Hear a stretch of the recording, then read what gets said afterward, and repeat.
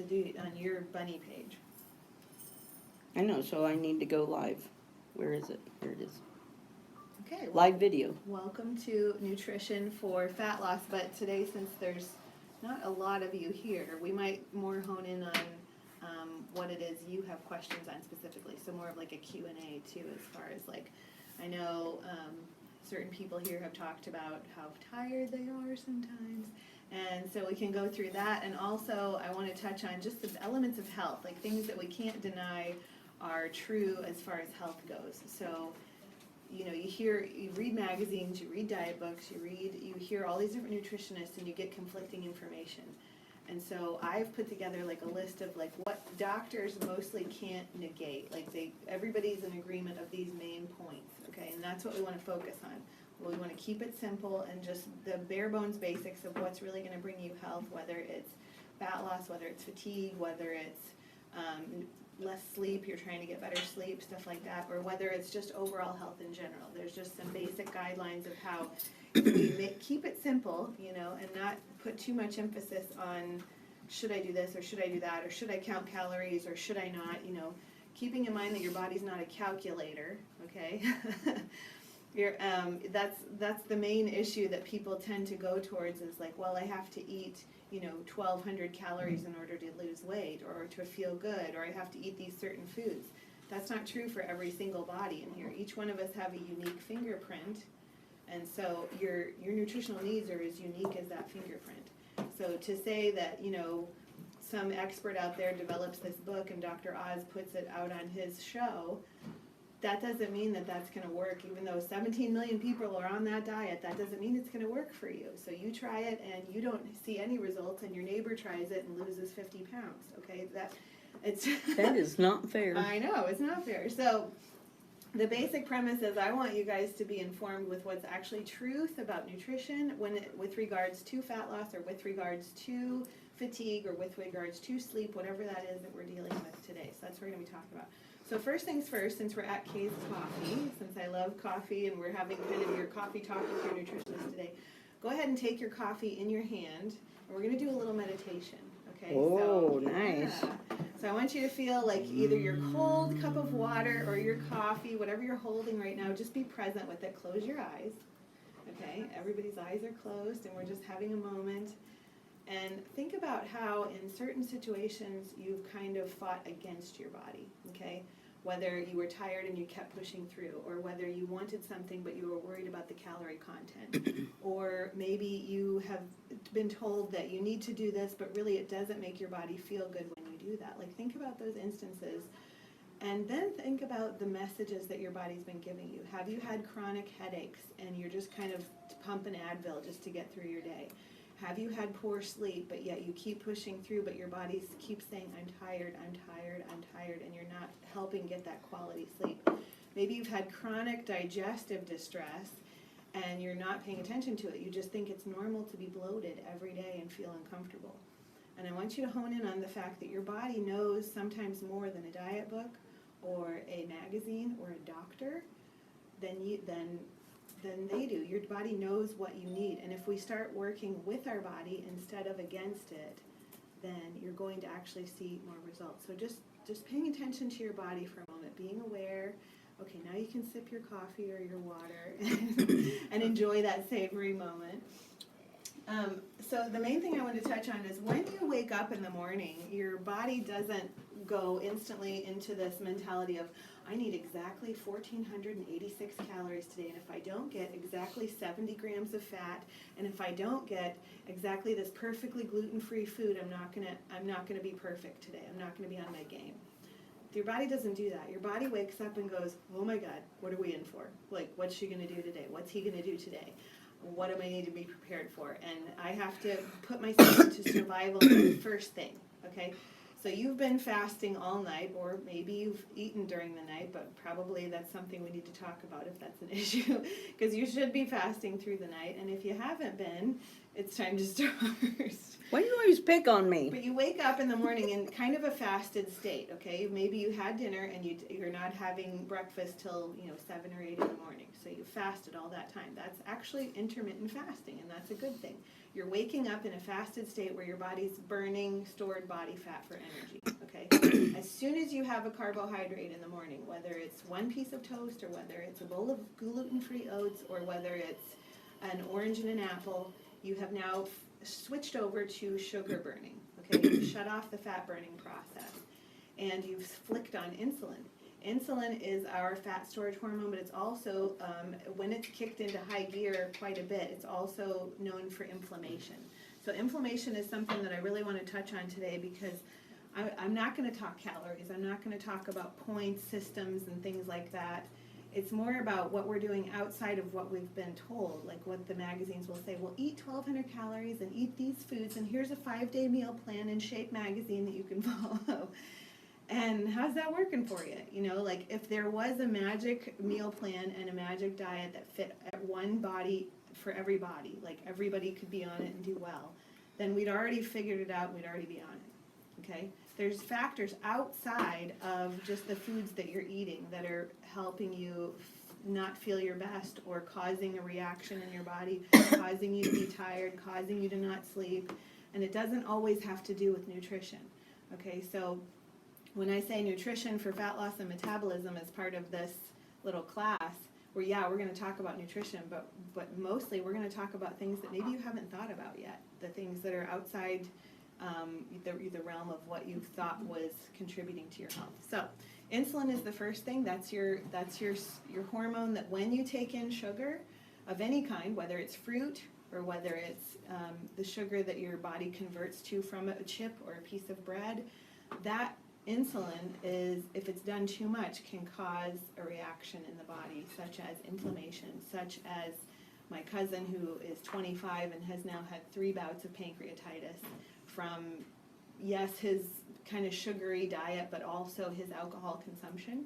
Okay, so alcohol plays a big part in insulin.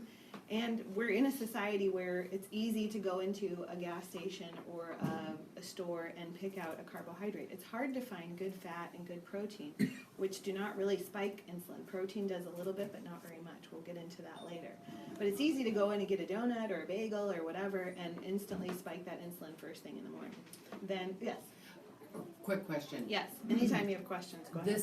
This has been confusing to me. In the morning, after you have fasted all night, what should if you pricked your finger and checked your insulin, what is a good, well, where doctors you know, will say below 100, but I love to see anywhere from like 65 to 85.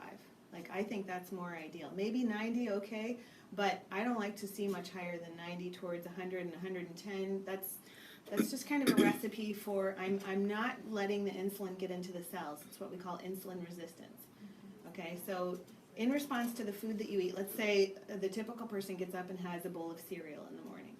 What happens is the insulin kicks in, and if they've been doing this chronically for a long time, they've had cereal for breakfast, a sandwich for lunch, pizza for dinner, and soda throughout the day, or sugary-laden coffees and stuff like that. Chronically what happens is the body it's kind of like the boy who cried wolf. Like insulin has knocked at the cells and tried to get in for so long, and there's been so much insulin from all those insulin-producing foods that the cells are now developing inflammation from the insulin-causing foods, and they get like an M&M, so that hard, crusty outer shell, and the insulin can no longer get into every cell of your body. So if we back up and think that each body in here is made up of trillions of cells, and the insulin has to get into every one of them, whether it's a skin cell or a digestive cell or an eyeball cell or a head cell, or a heart cell. If insulin's not getting in, guess what's not functioning well? Guess what starts happening? You don't have energy because insulin is getting into the cell and giving that mitochondria, the little energy factories in every cell of your body, energy to go.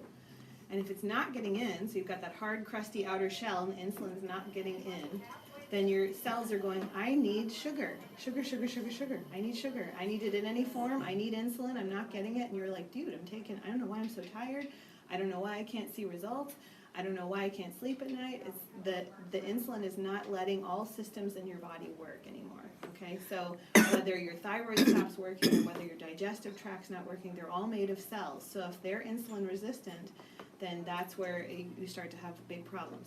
And mainly what we see is fat cells are not insulin resistant, okay? That's why you can continue to put on weight, or you can continue to see issues that way, but muscle cells are. And what's your muscle good for? Helping you move, helping you feel good, helping you have energy, helping you with your workouts. And so if the muscle cells are insulin resistant, then you're not going to feel good, you're not going to put good out, you're going to wake up and go, I just slept all night and I'm still tired. Okay, so the main thing we have to do is thwart a lot of those insulin producing foods and save them to be either just a little bit throughout your day or maybe just later in the day, because insulin producing foods like your carbohydrates, your breads, your potatoes, your pastas and stuff like that, if you're going to do those, they're actually more of a sedative, okay? So they should be saved till nighttime. That's why, how many of you have had like a big heavy starchy lunch and then you want to take a nap right after? Okay, that's the sedative effect of carbohydrates. Like you get to that afternoon spot where you're like, I can't even keep my eyes open. Okay, so that's the power of carbohydrates. Now, if we start to shift that focus to more fats and proteins and good non-starchy vegetables, you're going to see a shift in your energy level too, as well as your results. So the next thing we want to talk about is, as far as like sugar goes, what's right and what's wrong, so that you know the difference between the types of sugars. So it's not just about like, well, I don't have donuts in the morning and I don't have like just all kinds of sweets all day long, so I don't get a lot of sugar. But if you're eating fruit, that's a lot of sugar. No matter if it's like, you know, a watermelon in the evening and you're having apples and bananas throughout the day, that's the equivalent, like a banana is the equivalent of a Snickers bar as far as sugars go. So your body sees it the same way. It doesn't see it other than the fact that the banana might have a little more fiber and a little more potassium. Mm-hmm. But as far as sugar goes, your body sees that and goes, I'm not sure if this is a Snickers bar or a banana, but I'm going to use the sugar the same way, and it's still going to affect you. So it's something to be careful of, just monitoring. You know, it starts with mindfulness. It starts with being aware of, where's my sugar coming from? And could it be that I'm having sugar that I'm not recognizing? Like, let's say you have the standard piece of bread in a package is, let's say, 20 grams of carbohydrates. And that's just a piece of bread. But if you divide that by 4, what is that? 20 divided by 4? 5. Okay, 5 teaspoons of sugar.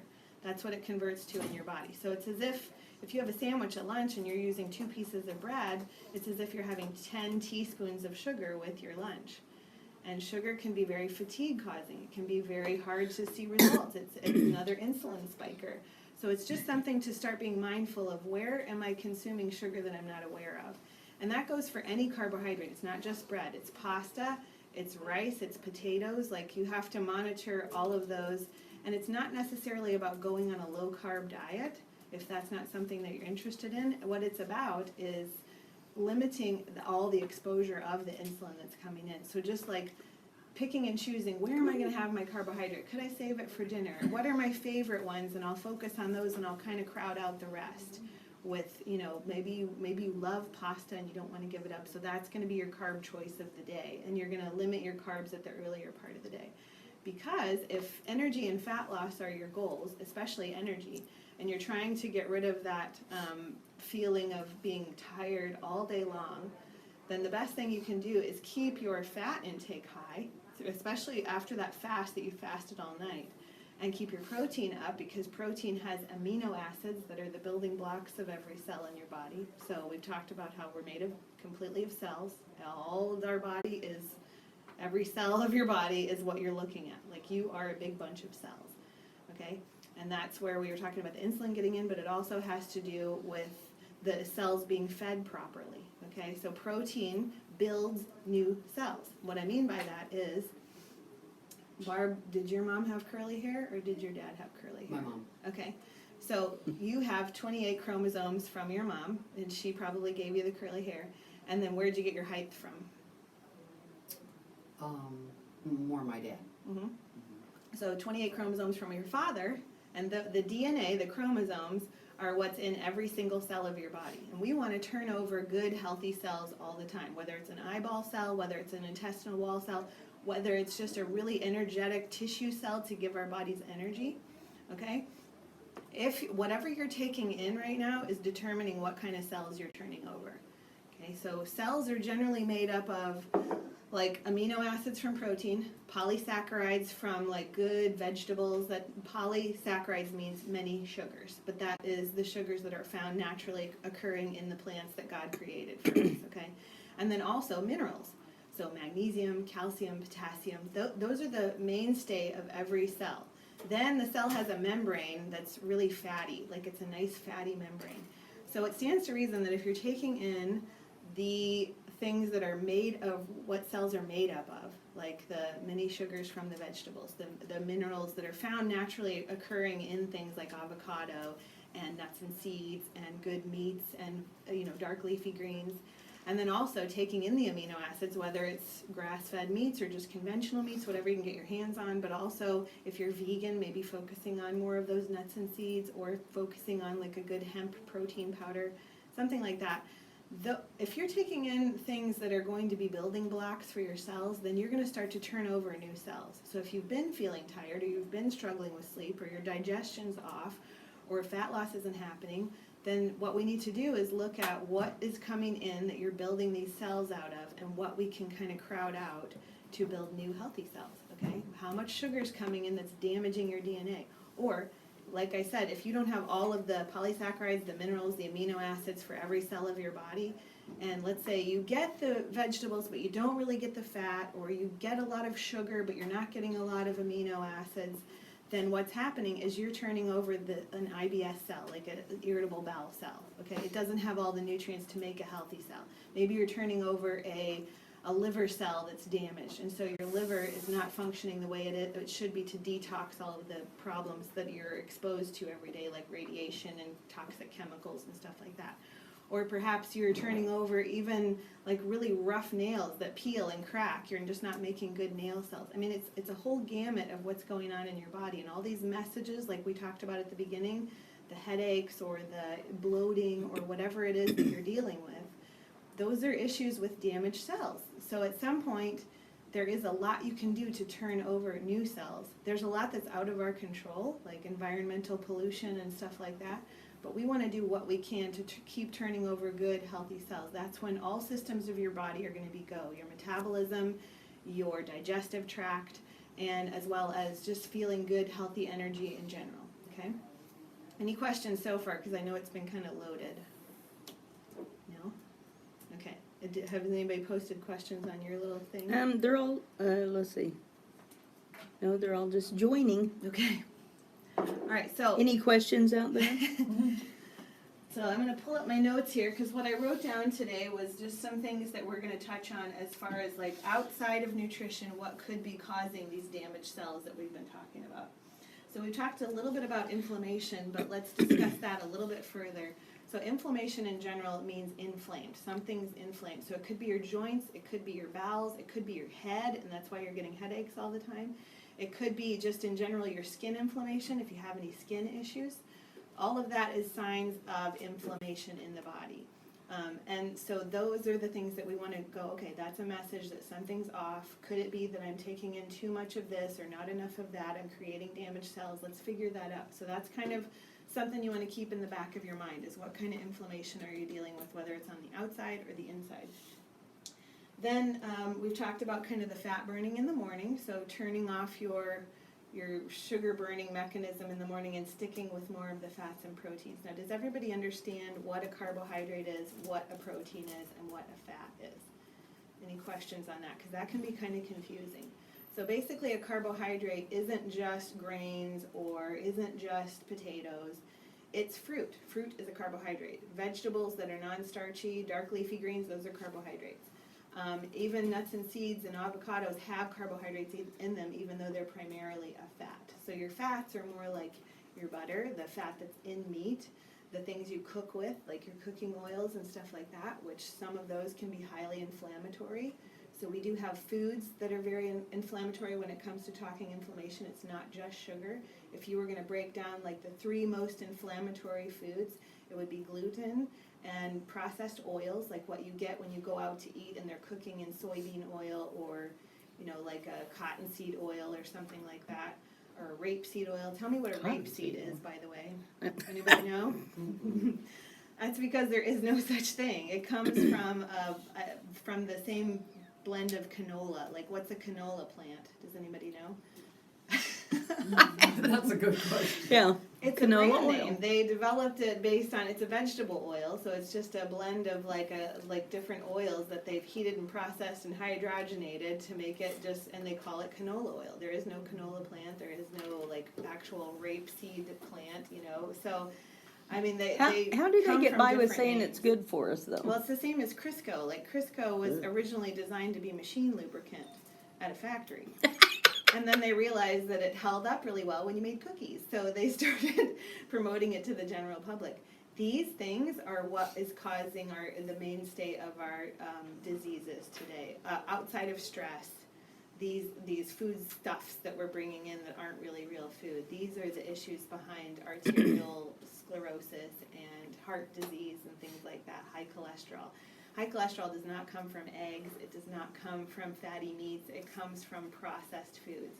So your cholesterol is gonna go up higher from actual, like having a Triscuit versus having an egg, okay?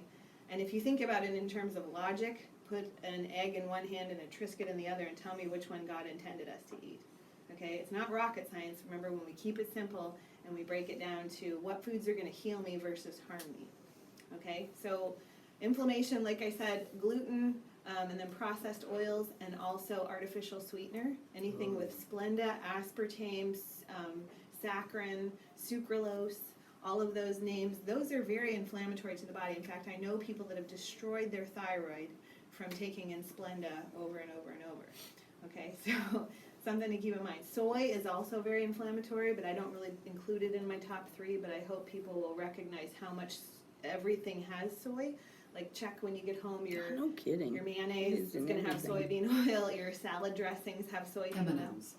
M&Ms have soy. That keeps me from buying it. Oh, well, there you go. M&M, but why would an M&M have soy? I don't know. One of my clients recently, she was texting me and said, "What about roasted and salted cashews?" And I said, "Well, that would be great if I know the ingredient list." And then I quickly got a text back that said, "Never mind, it has soybean oil." Like, even things that look good on the outside, you have to flip it over and look at the ingredients, not the nutritional facts. Remember, we're not calculators. Our body doesn't need a set amount every single day of calories. You're going to have some days when your stress level's super high, and either you don't feel like eating or you want to eat everything in sight. And sometimes that's your body's own way of saying, I need a lot of nutrition today because I'm dealing with a lot, okay? So listen to those inherent cues. Just maybe choose the right foods that don't cause inflammation, because then you're going to get neurological inflammation on top of the stress, and we don't want that. We don't want like brain anxiety on top of the stress. Is soybean oil included in like some of the organic? Oh, Like, can they label it Yeah, organic? they'll say non-GMO soybean oil, or they'll say non-GMO or organic soy protein, and that's still not okay. Like, even if it's not genetically modified, I mean, that's better, but you're still going to get inflammation because soy is very harmful to the gut bacteria, and it's very hard for us to break it down. The only safe forms of soy are when they've been fermented, like miso soup when you go have sushi, and also like a tempeh, not necessarily a tofu, but more of a tempeh if you're vegan or vegetarian and you like that kind of stuff. Go for it. I think it tastes like the cardboard box it comes in. Yeah, no So the little soybean, what do they call it? Edamame? Yeah, no go. Those are, if you're going to do soy, at least you're doing it in its whole form. But I'll tell you, I've seen people destroy their gut by eating that. Like, if you feel bloated after you have edamame, chances are that's probably not something you want to continue. And soy mimics the thyroid hormone. So you can actually do as much damage to your thyroid as the artificial sweetener does with just consuming a lot of soy. Okay, so we don't want anything coming in like gluten. When your body sees gluten coming in, the immune system actually looks at anything that contains gluten, so like bread, cereals, pasta. It looks at that and goes, oh, that's harmful. I'm going to tag that. And anything that looks like that, I'm also going to tag to destroy. Guess what looks like gluten? Your thyroid, your tissue of your thyroid. So anytime your immune system's like scanning your body, trying to figure out what it needs to kill, because we have these natural killer cells that kill things, and it's tagged that gluten to look a certain way, now it goes, oh look, this tissue over here looks just like gluten. Let's obliterate that. And we wonder why people have so many thyroid issues. Well, right? that's what I was gonna say. That I mean, in recent years, how much? I mean, like when we were growing up, did you ever hear of thyroid problems? No. No. So now it's all the processed food and stuff. Everybody's like, everyone has my doctor said it's my thyroid. Well, and then they go and they get checked and they're like, well, my doctor says it's fine. Like my thyroid, there's nothing wrong with it. And then you hear all these people that go, I'm tired all the time. Why am I so tired? I'm just tired. Every day I'm tired. That is also a thyroid issue, but there's more behind that too, okay? We're dealing with a cellular energy problem. Like we've talked about the cells. The cells of your body are not responding to what you're doing. They're not hearing the insulin and letting it in. They're not getting that nutrient absorption. Maybe you have developed kind of what they call leaky gut from the gluten problem that everybody's kind of inundated with, where gluten's in everything. It can damage your gut lining, okay? Like you've got all this intestine, large and small, in there. It can damage your gut lining to where you're taking in nutrients. Maybe you're eating dark leafy greens, but they're not getting in because your body's not absorbing the magnesium and the potassium from the foods. Instead, it's leaking the food into the bloodstream where your immune system attacks it, and then you start developing allergies to certain foods that you never had before. Like you'd have a strawberry, and all of a sudden you're like, I think I'm allergic to strawberries because I feel awful after I have a strawberry. Nature didn't intend that, okay? Like, there's certain foods that come from the earth that were not really designed to have a food allergy against, but when it gets into the bloodstream, yeah, it's supposed to not be there, so the immune system will attack it. Now, the thing is when you heal the gut and you don't bring in those inflammatory foods, like I said, you're turning over new cells all the time, and the gut turns over within 7 to 10 days, okay? So apart from inflammatory foods, you can turn over a new gut within 7 to 10 days. And then you start absorbing nutrients, okay? So it's quite easy to do that. Yes? I have a question. Yes. When you said different people are allergic to different things, recently I've had several holistic doctors, or I've read stuff about getting the allergy test, the food Okay, allergy yes. test. It's like $400 Right. or whatever. What's your feelings about that? Like, does it really pin what you're allergic to, or is it going to be very general? At that time, yeah, because what if you have gut damage and then your test comes back with all of these food allergies because they're all getting into the bloodstream from leaky gut.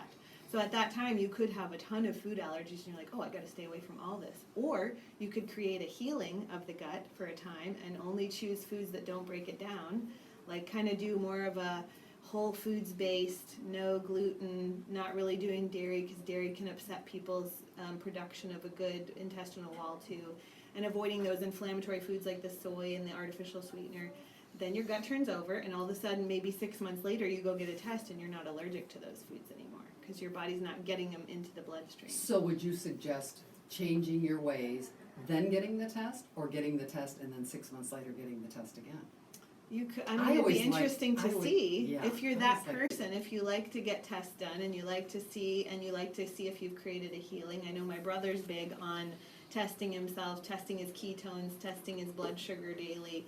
He likes to be kind of a scientific person too. So if you're that person, I don't see why you couldn't. I just feel like there's so much guesswork going on. Like, I Yes. think I'm allergic to such and such, or I think I might have a thyroid problem, or I think I might have, and it's like, can we just find out? Well, and the main thing I want people to remember is if you give the body the proper conditions, it will heal, okay?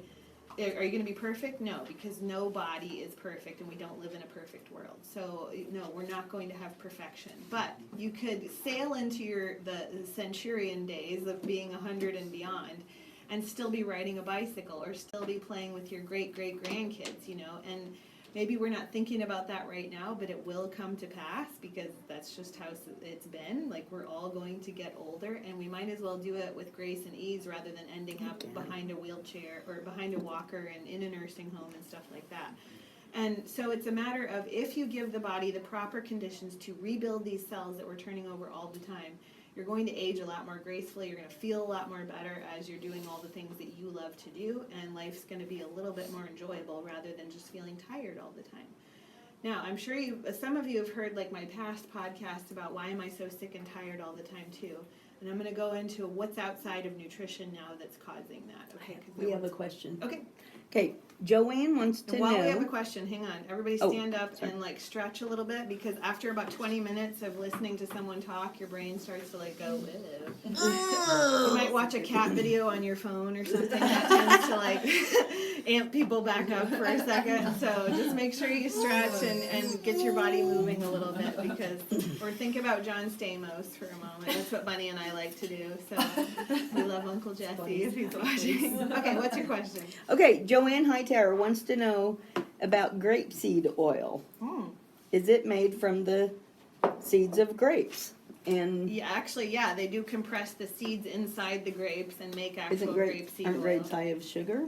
Yeah, or- but you're not getting that in the oil. You're just getting Oh, the okay. oil that's in the seed inside the grape. And, Okay. But I mean, I want you guys So to is that think a about healthy? it is and it isn't. Because think about how many grape seeds they would have to press to get a bottle of oil. Oh, But then think about how easy it is to make a stick of butter. Okay, it's a lot easier. You guys could do it yourself. You could go milk a cow and then churn the butter butter. and make butter. Okay, so if we think in terms of logic, these are the things that we want to hone in on, is more of the stuff that's less processed. The less that some chemical or man-made factory had to have their hand in the process, the better it is for you.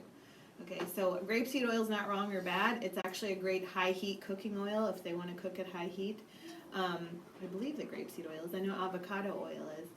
But it can be an okay oil also for salads and stuff like that. I just like to promote more of like the stuff that you could actually do if you had to, if you were out in the wild. Like you could compress coconuts really easy and make coconut oil because it's a very high fatty fruit. So that's something that you could do.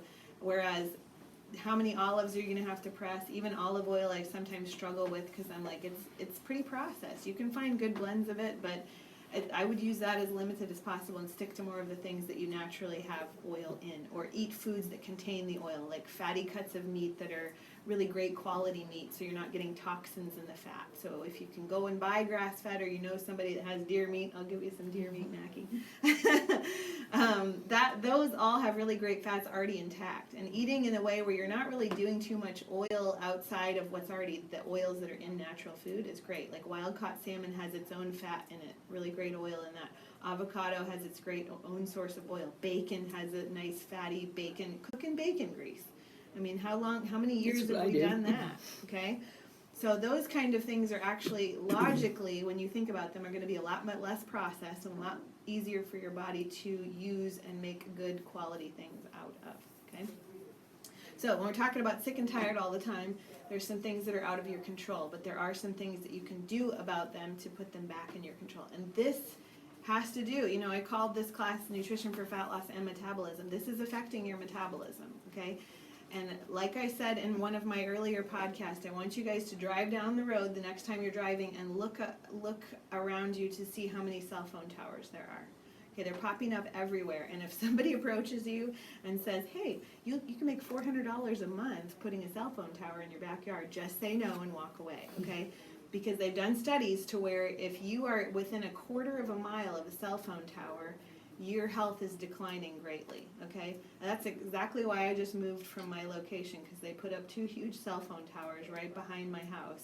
And I'm like, I'm not living this close and getting infertility issues and getting fatigue and getting to where you're doing DNA cell damage. That's what the study noted, that women specifically, their DNA cell damage is occurring. And what did we just talk about? When you turn over damaged cells, it could be anything from as simple as, rough fingernails all the way to cancer cells. We don't know what's going to turn over, but we don't want to give ourselves any more cause for that, okay? The other thing is these little devices here called your cell phone that we carry right close to our gonads, right close to our breast when we're running and things like that. This needs to be as far away from you as possible, even though you can still live with it, okay? And if you read the fine print of your cell phone book, the little booklet that came with it, it actually says, try to avoid exposure to the phone within 2 feet of your body.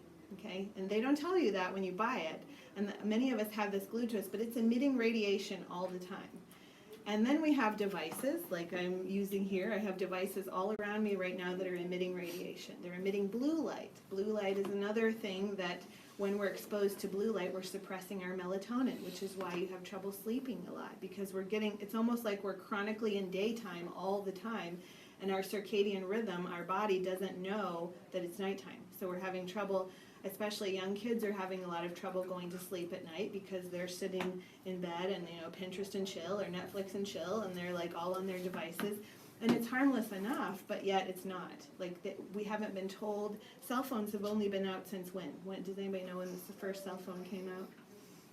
Like the big giant Saved by the Bell Like ones, 80s, the bag 84 or phone, something remember like the that? bag phone? Okay, they haven't been around for probably 87, really? Well, for the bag phone. Oh, okay. In my opinion, like the actual cell phone itself hadn't been more than 20 years old or something. So think about how little research has been done on what this is doing to us. We just don't know. And what is out there, like you can go and look up research, is really scary. In fact, the World Health Organization has labeled this as a possible group 2 carcinogen, which is a cancer-causing agent. And that's any device emitting radiation. So if you can keep it to where you're talking on speakerphone or you have your earbuds in and you're talking, and you can keep it from your body, you can turn it on airplane mode when you're not using it, all of these little things will add up. Lessening your exposure. Is it to where we live in a society where you can live without a cell phone? Probably not, because we're all conditioned to think that we need it and everybody wants to get a hold of us and blah, blah, blah. But every time you get a text message, radiation. Every time a call comes in, radiation. It's emitting little bits when it's not in airplane mode, but it's also emitting more and more and more every time you get a text. So if you're holding it right here and you're texting all day long, this is radiation. So we want to be really careful with that. Maybe use the talk to text so you can hold it a little farther away from you. And just be cognizant of it. It's just a matter of less is more. Like the less you can do is one less thing, and your name is Les. One less thing to do can be one less damaged cell in your body. You can start to feel better and better, okay? Then when we're talking blue lights, a lot of you have been seeing me wear Oh, these. boy. Okay, I'm a big fan Here of they come. Swannies. But this is actually, as silly as it looks, wearing blue blockers inside, Doesn't look this is silly at actually all. not suppressing my melatonin anymore. And I have had issues with sleep since I lost my parents when I was younger. And since my mom died in 97, ever since then I don't sleep, okay, or didn't sleep. Before then, you could have drove a dump truck through my bedroom and I wouldn't have known it. But after she died, I didn't sleep. And I've struggled with it, but I had honed in, as a nutritionist, I'd honed in on these supplements that I had to take every night in order to sleep. Like magnesium, melatonin, GABA, all of those things I was taking. I had this like complete pill regimen that I'd take every night. Since I've been using these, which has only been a few months, before then I was using like the 1970s blue blockers, like the old ones that I just ordered off of some used website. But since I've been using these, I don't use my medication anymore, or the supplements at night anymore. I don't need any of it. Like, I am now making melatonin. And that's what my goal as a nutritionist with any client is let's go to the root of the problem. Let's just not treat the symptom. Even supplements can be treating the symptom rather than going to the root of why am I not sleeping? Why am I not making melatonin? Okay? And these are great because you can still do your routine of being on your devices at night, watching TV, being on your phone, but keeping it farther away from you or in airplane mode. And you can still not suppress your melatonin. So just as simple as, I tell people if you're not going to get these, just try it wearing your sunglasses inside versus outside, okay? Because the next thing we're going to talk about is why you need sunlight exposure. Because we, just like plants, derive energy from the sun, and we're not getting sunlight exposure as we should. Because what do they tell you when you go to the dermatologist or the doctor's office? Don't be out in the sun. Don't be out in the sun, and if you are, wear full covering and hats and face sunblock and everything. Yeah, I But don't do that. why? Yeah. If that's true, and we're not creatures of the sun wasn't made to warm the earth and warm us and give us energy, then why do we crave the sun sometimes? Why is just standing sometimes out in the sunshine feel so good? And also, why are we the nation that has the most skin cancer and the most internal cancers as well, as compared to third world countries that are out in the sun all day long and they don't have the diseases we do, okay? and their vitamin D levels are through the roof. And yeah, you can go to the doctor and get on a prescription for vitamin D if you're not out in the sun, the 50,000 IUs, and that might make you feel an inch better, but they're going to test your levels about 6 months later, and it's not going to change, okay? Because you just can't get it from a supplement. We are made just like plants, like photosynthesis, to derive energy from the sun.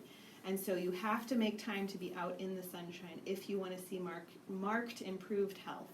Okay, and that just could be as simple as 5 to 10 minutes first thing in the morning when that morning sun is blazing and alive, like maybe like 8 o'clock, 9 o'clock hour, since we're in the summertime right now. And then later in the day, watching a sunset so your body knows, hey, it's time to wind down. The sun's going down. This is not only good for making vitamin D, but it's also resetting your circadian rhythm. Okay, so we have this internal clock that says this is day and this is night. But if we're on blue light devices, or some of you sitting behind desks that have, 4 computer screens in front of you because you're an accountant and it's just like all the way around you, that is just telling your body this is way daylight, like I'm daylight all the time. And it's no wonder that you have anxiety. It's no wonder that you can't wind down. It's no wonder that you're tired all the time, because blue light has been known to cause depression as well, and anxiety, because it's just almost like plugging your cell phone into a charger that's way too powerful to where your cell phone overheats and you can't get it to function right, okay? It's almost like a zap of too much energy. And that's what all the blue light from fluorescent lighting, from indoor bathroom lighting, from kitchen lighting, from devices, all of this. Because some people will be like, well, can't I just turn my night shift on my phone and use that? Yeah, you can do that, but you're still getting exposure from lights everywhere, and you're still driving maybe later in the day and getting like lots of light from the outside. In fact, truck drivers are having more sleep issues than ever because they've changed all the street lights to be LED blue lights. So they're keeping going longer because they're really not that tired until they just hit a wall, and then that's when they have accidents, because they're supposed to be sleeping and they just kind of pass out because their body's so chronically exhausted because they're doing too much on the road. So that's something to think about, is where's all your blue light coming from, and maybe something you can start to do is wear your sunglasses inside versus outside. Let your eyes get sunlight when you're outside, because you have rods and cones in your eyes that will help to make vitamin D. They will help to give energy to your body. They'll tell your circadian clock this is day and I can be alive in the daytime, and then it's going to make serotonin in your brain, which is your feel-good neurotransmitter. That's why you feel so much better when you've been out in the sunshine. If you've ever heard of the winter blues, when people don't get sunlight, they don't get vitamin D, and they get worse in the winter, and that's why you feel so much better in the summer, that's serotonin. Serotonin is the precursor to melatonin that makes you sleep at night. So if you're building that precursor during the day, then you're going to make more melatonin, especially if later in the day you put these on. You're going to make more melatonin and be able to fall asleep easier and faster. So the next thing, obviously, we have to talk about then is sleep. So anybody have any questions before we move on to that? Sleep. That was a lot of loaded stuff. We had another oil question. Where'd it go?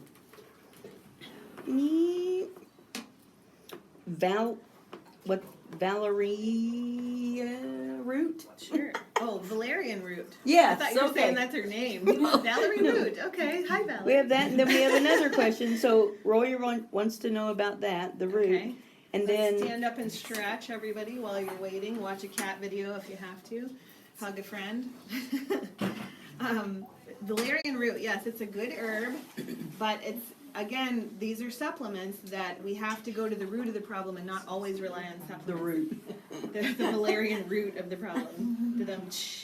Okay, so it's more about, try that. If you get some results from that, that's great. Maybe it'll help you wind down. And then think about, again, how much blue light exposure am I getting? Where can I start to wind down and create a bedtime routine, just like I do for a toddler or a kid?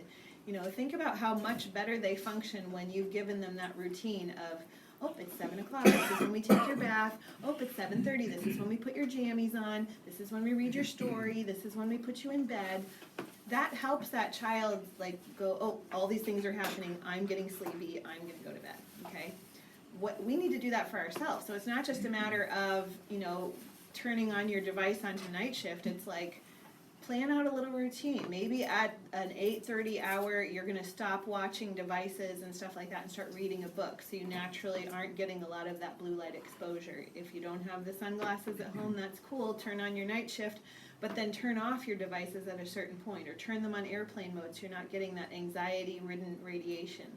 All right, so these little things, they might not seem big to you, but they're going to add up. Just like I said, I don't use my medication anymore now that I've had this because I can make melatonin for the first time in a long time. And so it's as simple as that. It's as simple as going to the root of that problem rather than taking a route, basically, okay? So think about that. And Tanya said, go camping and turn off your gadgets at dark, and you can reset your clock in a week. Okay, so that's great, because how many of you have been camping and slept great? Okay, like, and you just woke up, you had better energy. There's two reasons for that, okay? Of course, you don't have, there's a lot of campgrounds that don't have Wi-Fi and don't have, like, to where you can use your phone. You don't get phone service or whatever. I know a place we like to go is Roaring River, and they don't have, you don't get cell phone coverage in Roaring River. And so you're not getting that radiation, you're not getting that exposure.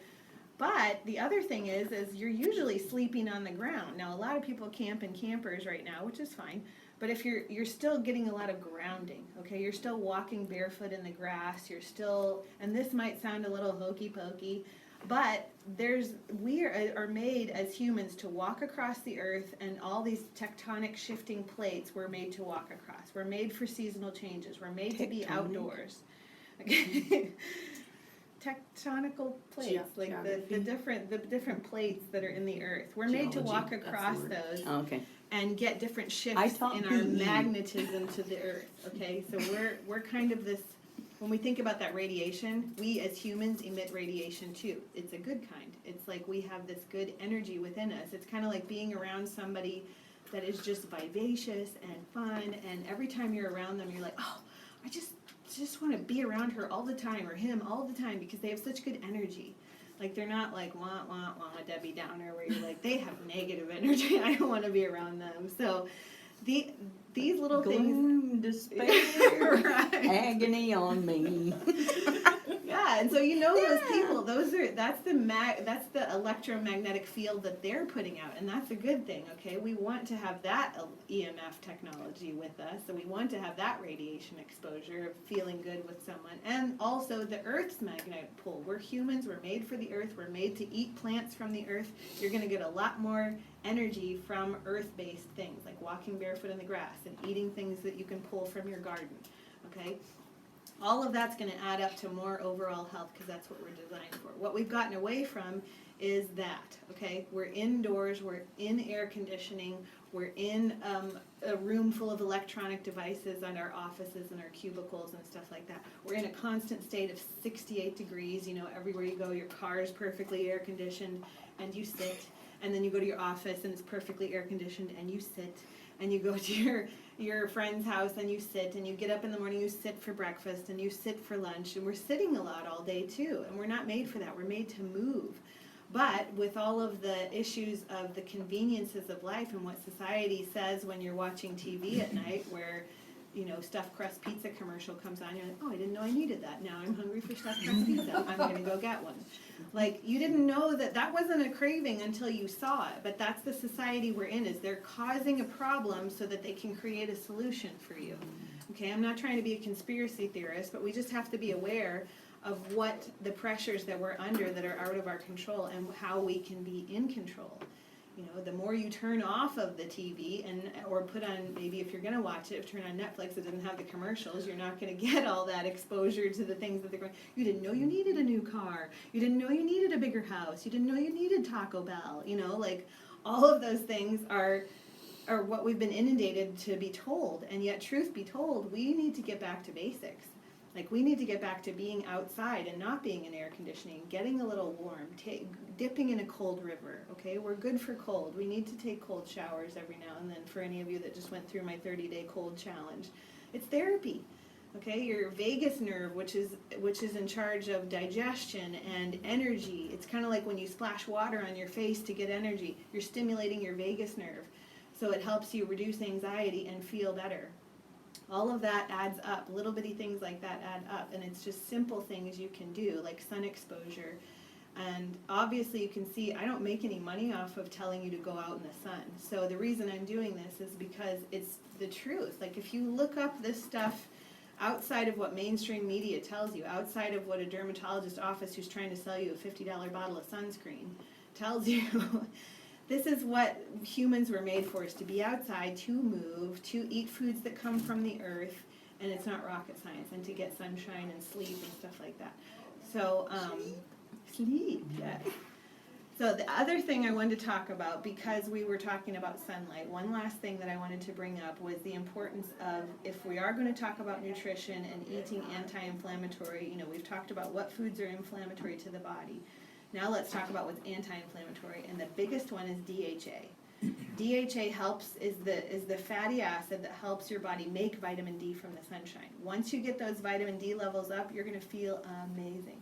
Once you've crowded out the inflammatory foods, you're going to feel amazing. Your sleep's going to improve, your energy's going to improve, and the results you're looking for are going to happen faster because your body is detoxing all of the toxins out of your body. Okay? And DHA comes from mainly fatty fish, like your sardines, your oysters, your mackerel, and stuff that people don't really eat a lot of, but that's where it is. However, there are ways to make DHA outside of that, like grass-fed meats have more DHA than conventional, because what do cows eat that are grass-fed? Grass instead of grain, okay? And they're gonna have more DHA in the grass than in the feed. And then the other thing is if you're not into meats, you could try nuts and seeds, like a lot of your walnuts, your chia seeds, those are going to contain higher levels of DHA than other nuts. However, you can make DHA by taking in certain what we call cofactors, okay? There's a big buzz of turmeric right now, right? A lot of people are taking turmeric for inflammation. Okay, do that, because turmeric actually helps your body take certain enzymes from the foods that you're bringing in, if they're good quality foods, and make DHA. Okay, inside your body. There is a way to do that, and turmeric is one of the good ways to do that. So that DHA is really, if you can get a couple things of fatty fish throughout the week, if you can stomach eating like salmon, canned salmon that's a really good quality, or if you want to try making, don't just eat it from the can. I'm talking get a good quality soy-free mayo, make a good tuna or sardine or salmon salad and eat that.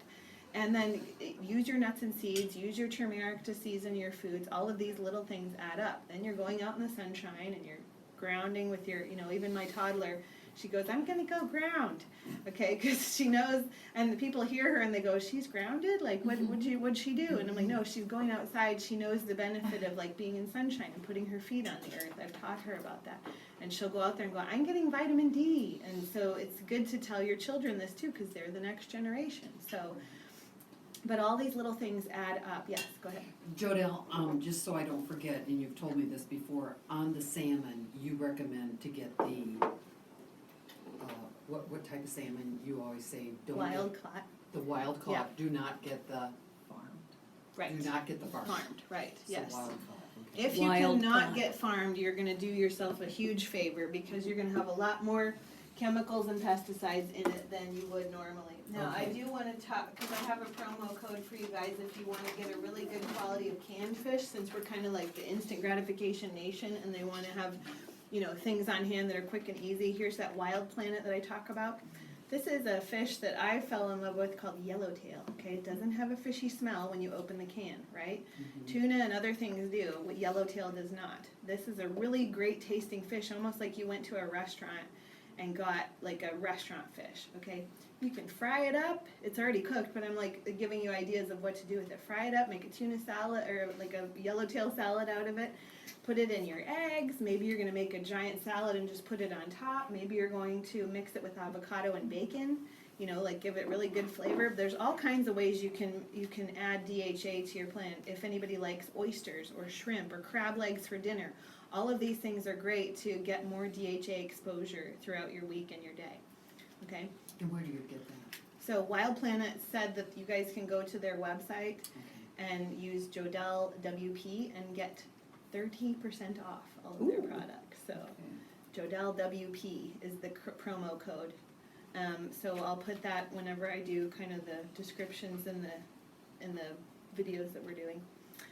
So I don't want to overwhelm you with all the information that I've given. So to sum up, here's some ideas of how to make it doable for you guys, okay? So we've talked about just crowding out the gluten for a while, maybe doing less of it, even if it's not your thing to do, go completely gluten-free. So you're crowding out.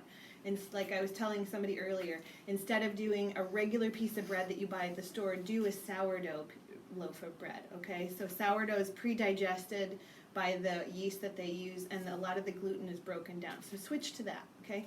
Switch to maybe eggs and bacon in the morning for breakfast versus starchy cereals and oatmeals and things like that. On your salads, put lots of vegetables, but use like guacamole for dressing instead of the soybean-laden dressings. Use salsa for dressing. Put lots of olives and feta and all the fatty things that already have fat in them. Give your salads lots of flavor. At dinner, roast up your vegetables in the oven, no matter what it is that you like, and put some butter on them. Like, give them a lot of flavor and then a good dose of fat, and that's more satisfying, and it also is going to rebuild that cell membrane so that it opens up and receives the insulin that you're bringing in, okay? For snacks, think in terms of things that you can eat that are more natural, like your beef jerky sticks that are nitrate-free. Look for a nitrate-free beef jerky. Make some hard-boiled eggs. Make some deviled eggs. Use veggies in guacamole, use veggies in hummus and things like that. Just in terms of things that are more natural, less processed, I always say if it's made in a factory plant, don't eat it, but if it's made by a plant, then eat it, you know. If it doesn't have a mother, we want to avoid it as much as possible. So like Cheetos and Doritos don't have a mother, so let's avoid those and eat foods that have a mother, Cheeto. you know. Meats have a mother, vegetables have a mother plant, and things like that. Snack on nuts and seeds and nut butters. Those are great for certain individuals if they don't bother you. If dairy doesn't bother you, do like a full-fat Greek yogurt. Add some vanilla protein powder to it for some more protein. And then put like some almond butter or some cashew butter in there and make it really decadent. Use dark chocolate. The darker, the better. That will actually feed your good gut bacteria, okay? Grill an avocado on the grill. Mash it up with some bacon. Do a lot of grilled vegetables if that interests you or if you're a grilling type of person. Make omelets ahead of time. Make like a bunch of omelets or make like a big egg bake in the morning with like use a potato crust, shred up your potatoes and make like a potato crust and put some bacon, put some spinach in there and bake that for the week so that every day you have a frittata piece that you could cut off and take with you, okay, or eat before you leave. Have maybe a good quality protein powder on hand. I like this Fit 365, and there's lots out there, but I'm just giving you what I use. Only because they have a promo code for you too, and it's just my name, so there's that. But it's made from grass-fed protein. It's got coconut oil in it, which is good for brain health and helping cellular energy. And it also has probiotics. So if you have a little gut bloating issue, this might actually help you. If other protein powders make you bloated, you might want to try this one because this is going to help you break down the whey protein, okay? So It tastes really good. So simple swaps. It's like shifts. You don't have to cut things completely out, but you're just starting with a shift. The main thing is that you're doing a phasic approach that fits your lifestyle, okay? It's not about all or nothing. It's not about, I'm completely sugar and gluten-free, starting now, right after I hear Jodel's podcast. I'm going to turn my cell phone off for 8 hours of the day, you know. It's do what you can right now. If you can just switch breakfast from cereal to eggs, do that. If you can just drink more water because water helps with that vitamin D absorption and the DHA conversion into the body for vitamin D, then drink more water. It's as simple as just taking the steps, and once you nail those down and they become more of a habit, then move on to the next thing. Okay, I've done all these little tricks, but now I'm going to try those blue blockers she recommended. And there's actually a new promo code out for those today. It's not even mine. I just got an email of it, but it's called New Look 25, and it'll save you 25% on their aviators. So they're kind of cute. I'm going to have to get me some. But anyway, just those kind of little things can make a difference. Just choose one thing to start with that we've talked about today, because really you're going to retain 10% of what I said today. That's the majority of what people do. But you can do that, take that 10% and go, I'm going to start with that because I remember her saying that and that's going to stick with me. Then you can go back and watch these or listen to them on iTunes and get some more feedback, or go on my website or just simply call me and ask me, what should I do next? I've got this nailed down. I'm using butter instead of soybean oil when I cook, or I'm eating out less, or I'm drinking more water, what should I do next? Okay, take a phasic approach with it and see how that affects you. Any questions there? What's your feelings about peanut butter? I know I'm talking to the peanut butter queen, but it seems like I'm getting mixed. I mean, give us a jar and a spoon, right, Joe? Right, well, and actually I used to be that way, now I'm more about like almond butter or something That's that's, what I've been buying. if I do Less, it, like it's gonna be less and less and less, because nuts, you know, if they're done too much, they can be a little damaging to the intestine, so we wanna be careful with that. But peanut butter in general, I'm not a huge fan of, only because they contain mycotoxins, which are the mold, it's the most nut butter that can contain the most mold within it. And if you have things like a yeasty bacteria already growing in your gut, then you want to stay away from any sort of mold or yeast that could feed that, okay? Also, peanut butter doesn't have a huge quantity of nutrients in it as opposed to some of the other nut butters, so it's just not really substantial as far as giving you nutrients. About that PB2, the powder stuff. Yeah, and that's not wrong or bad, like to add to your smoothies and stuff, but I'd rather people add like a good quality, one that has maybe like a macadamia nut butter that's got a lot of flavor and it's actually giving you a ton of nutrients and magnesium and things like that. So that would be better. If you're just looking to flavor something with it every once in a while, I don't think it's wrong to use, but you just want to be careful with it and do more of the actual nuts versus like a nut powder. There's a lot of things out there, like what I'm talking about today, that you can do indulgences with. Like you can still go out and have your favorite pizza or your favorite soda every now and then. We just want the good to outweigh the not so good, okay? Any other questions? Bunny, you have any questions? I don't think so. Thanks for running all my devices today. Well, you can watch it later and see how well I did. All right, so I hope you guys learned at least, like I said, 10% to take away with you. If you have any further questions, I'll be around today at Kay's, and then also you can always email me at getfitwithjodell@gmail.com, or you can go on my website and message me through there. So, thanks for coming. Okay, Thanks for watching. bye. Oh, close up of your armpit again. know, You there it always. is. She reaches.